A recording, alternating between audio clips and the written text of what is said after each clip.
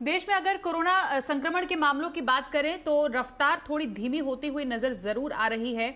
और जो मामूली बढ़ोतरी जो केस में मामूली बढ़ोतरी हुई है उसके पीछे टेस्टिंग की जो संख्या है बढ़ाने को वजह बताया जा रहा है। लेकिन जो चीज परेशान करने वाली सबसे ज्यादा इन सबके बीच वो है मौत का आंकड़ा। आपको बता दें कि 16 मई को कोरोना से 4077 लोगों की मौत हुई, जबकि 17 मई को 24 घंटे में संक्रमण से मरने वालों की संख्या बढ़कर 4106 हो गई। 18 मई को जब आंकड़ा आया तो मरने वालों की संख्या 4329 थी। यानी आज 19 मई को 24 घंटे में मरने वालों की संख्या 4529 दर्ज की गई है। तो सवाल यही उठता है कि देश में संक्रमण की रफ्तार तो धीमी हो रही है, पर मरने वालों की संख्या में लगातार इजाफा क्यों होता जा रहा है?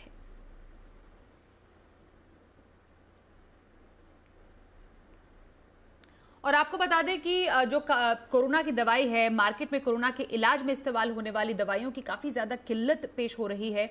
अब इस पर नीति आयोग ने खास बैठक की है, जल्द से जल्द इस पूरी स्थिति को संभाला जाए उसको लेकर।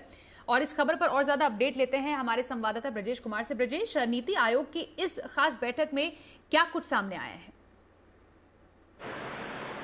बिल्कुल, कुछ 17 ऐसी दवाएं हैं जो कोरोना के इलाज में काम आती हैं, तो इन दवाओं की देश में किल्लत नहीं होने पाए। और कुछ दवाएं इसमें से ऐसी हैं जो दवाएं प्रोटोकॉल, इलाज के प्रोटोकॉल जो है उसके तहत दी जाती हैं, जबकि कुछ नॉर्मल बिना प्रोटोकॉल के इस्तेमाल की जाती हैं। तो इन दवाओं की देश में कोई किल्लत नहीं आए, तो इसके लिए जो है दवा कंपनियों के साथ साथ ही स्वास्थ्य मंत्रालय के अधिकारियों के साथ और डिपार्टमेंट ऑफ फार्मा के अधिकारियों के साथ आज नीति आयोग में एक बैठक हुई। और इस बैठक में दवा कंपनियों से ये पूरा ब्यौरा मांगा गया कि जो ये 17 दवाएं हैं, इन दवाओं के रॉ मटेरियल की क्या स्थिति है और अब से लेकर अगस्त तक का प्रोडक्शन का उनका शेड्यूल क्या होगा। 4 महीने तक की क्या दवाओं के मैन्युफैक्चरिंग को लेकर उनकी प्लानिंग है, ये सारी बातें जो है उनसे समझी गई।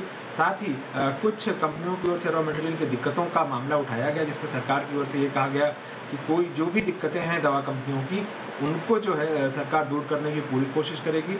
और इस हालात में दवा कंपनियों की तरफ से भरोसा दिया गया कि वो भी जो भी दवाएं हैं जिनकी शॉर्टेज हो रही है मार्केट में, उसको जल्दी से जल्दी पूरा करने की कोशिश करेंगे। साथ ही ये भी पक्का करेंगे कि जो मांग के हिसाब से जो दवाओं की सप्लाई है मार्केट में वो बनी रहे। खास चिंता जो है जो मौजूदा समय में ये दवा है ब्लैक फंगस की एम्फोटेरिसिन बी, उसको लेकर के हो रही है, क्योंकि ये दवा जो है इसका डिमांड इतनी ज़्यादा बढ़ गई है कि कंपनियां पहले जितना उत्पादन करती थी उसके मुकाबले वो तुरंत प्रोडक्शन बढ़ा नहीं पा रही हैं और प्रोसेस भी इसका थोड़ा कॉम्प्लेक्स है बनाने का।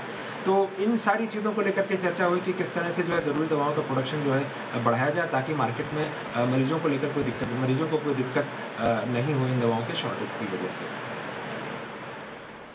जी, बहुत शुक्रिया ब्रजेश इस पूरी खबर पर और ज्यादा डिटेल्स देने के लिए। तो नीति आयोग ने भी अब इस पूरे मामले को खास बैठक के जरिए उठाया, इस पूरे मामले को, कि दवाइयों की किल्लत आने वाले समय में ना होने पाए। आगे बढ़ते हैं। अब आपको बताएं, कोरोना वैक्सीन की किल्लत से जूझ रहे महाराष्ट्र सरकार ने अब ग्लोबल टेंडर निकाला है। आपको बता दें कि इससे पहले बीएमसी ने ग्लोबल टेंडर निकाला था। अब महाराष्ट्र सरकार ने जो ग्लोबल टेंडर निकाला है उसके तहत 5 करोड़ डोज यानी 2.5 करोड़ वैक्सीन के लिए ये टेंडर निकाला गया है।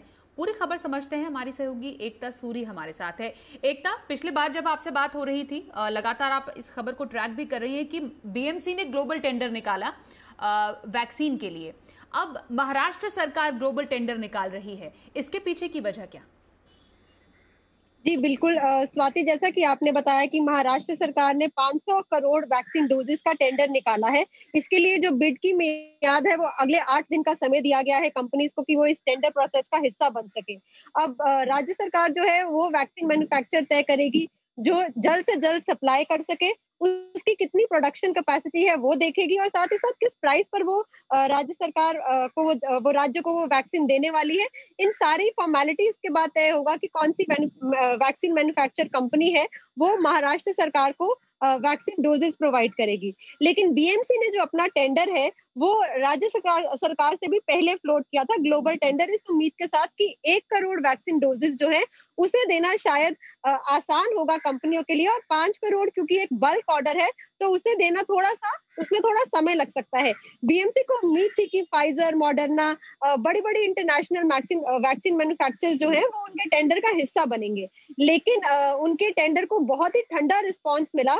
और बीएमसी के ऑफिशियल्स की माने तो अभी तक जिन 3 कंपनीज ने हिस्सा लिया, जिनमें से 2 भारतीय कंपनीज हैं और एक विदेशी कंपनी है, उनका पेपर वर्क सही नहीं था, इसीलिए 1 हफ्ता और टेंडर की मियाद बढ़ा दी गई। और जिन कंपनीज ने अपना इंटरेस्ट दिखाया भी बीएमसी के ग्लोबल टेंडर में, वो कंपनी स्पुतनिक वैक्सीन देने को तैयार है। लेकिन बीएमसी के अंदर अंदरूनी जो हमारे सोर्सेज है वो बताते हैं कि उनकी इच्छा ये है कि मुंबईकरों को फाइजर, मॉडर्ना जैसी वैक्सीन मिल सके।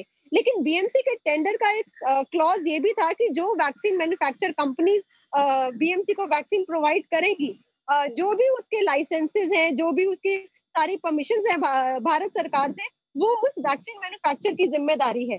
अब स्पुतनिक क्योंकि भारत आ चुकी है, इसलिए बीएमसी को जो इंटरेस्ट दिखा भी उनके टेंडर में, वो सिर्फ स्पुतनिक वैक्सीन के लिए था। यहाँ पर मुंबई नगर जो महानगर पालिका है, वो देश की सबसे अमीर महानगर पालिका है। 700 करोड़ का बजट है वैक्सीनेशन मुंबईकरों को देने के लिए, लेकिन अभी तक फिलहाल ठंडा रिस्पांस मिला। अब बीएमसी को ठंडा रिस्पांस मिला, लेकिन बीएमसी ने एक उम्मीद की जब किरण जगाई तो नवी मुंबई म्युनिसिपल कॉर्पोरेशन, थाने म्युनिसिपल कॉर्पोरेशन, इन्होंने भी टेंडर प्रोसेस में हिस्सा लिया, अपना खुद का ग्लोबल टेंडर निकाला। महाराष्ट्र सरकार ने ये पहले ही तय किया था कि एक स्टेट का ग्लोबल टेंडर होगा, ताकि जो राज्य में वैक्सीन डोजेस को लेकर किल्लत आ रही है, क्योंकि राज्य में अभी फिलहाल 18 to 44 एज ग्रुप के लिए जो वैक्सीनेशन प्रोसेस है वो ठप पड़ा है।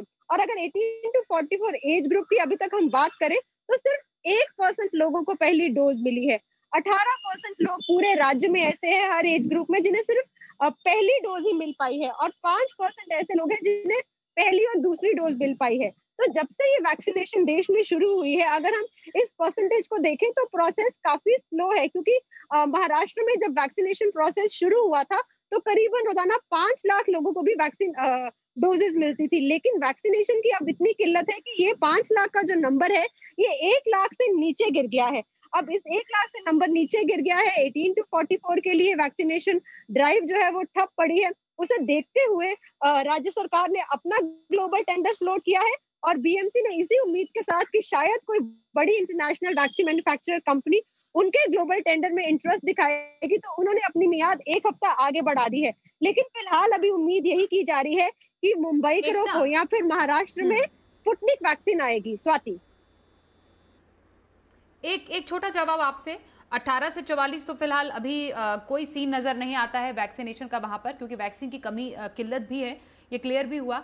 लेकिन जो 45 साल से ऊपर के लोगों के वैक्सीन का फिलहाल जो स्थिति है, क्योंकि वहां पर तूफान से भी स्थिति बेकार हुई थी, खराब हुई थी, अब उनके लिए फिलहाल स्टेटस क्या है वैक्सीन का?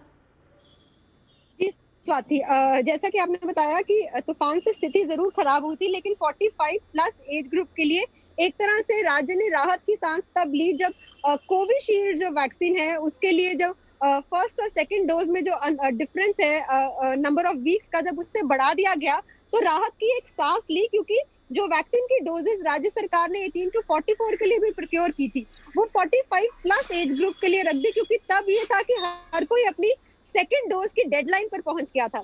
लेकिन एक तरह से राहत की सांस, क्योंकि अब एक विंडो जब बढ़ गई है फर्स्ट और सेकंड डोज के बीच, तो वो प्रोसेस हल्का सा स्मूथ हुआ है अगर हम पहले वाले दिनों की बात करें। और फिलहाल पहले ये उम्मीद की जा रही थी कि सिर्फ 50,000 डोजेस मिलेंगी, लेकिन अभी राज्य को कोविशील्ड की 2 लाख डोजेस मिली है और 1 लाख कोवैक्सीन की डोजेस मिली है। 50,000 का नंबर आंका गया था, लेकिन एक तरह से जब ये 3 लाख डोजेस मिली है तो ये उम्मीद की जा रही है कि आने वाले दिनों में 45+ एज ग्रुप के जो लोग हैं उनके लिए वैक्सीनेशन ड्राइव स्मूथ हो पाएगी। वैक्सीनेशन ड्राइव में तेजी होने की पूरी उम्मीद जताई जा रही है। बहुत शुक्रिया एकता आपका इस तमाम जानकारी के लिए।